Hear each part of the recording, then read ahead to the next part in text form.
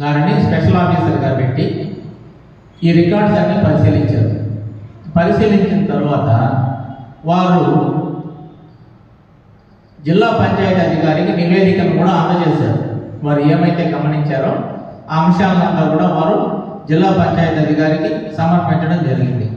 సమర్పించిన తర్వాత మరలా వాళ్ళ దాని మీద ఎక్స్ప్లెనేషన్లు అవి ఇవి అంటూ కాలయాపన జరుగుతూ పోతూనే ఉంది. అంటే రాష్ట్ర ప్రభుత్వం ప్రతిష్టాత్మకంగా ప్రవేశపెట్టిన స్పందన కార్యక్రమంలో ఆగస్టు నెల 21వ తారీఖున ఒక అర్జీని సమర్పిస్తే ఇప్పుడు మార్చి 2024 6వ తారీఖు ఇంతవరకు దీన్ని సమస్యను పరిష్కరించి ఒక సొల్యూషన్ తెలుసుకోలేకపోతున్నారంటే వినతి పత్రాలంటే ఈ జిల్లా ఉన్నతాధికారులకు ఎంత నిర్లక్ష్యం ఉందో మనం అర్థం చేసుకోవడానికి ఇది ఒక చక్కని ఉదాహరణ.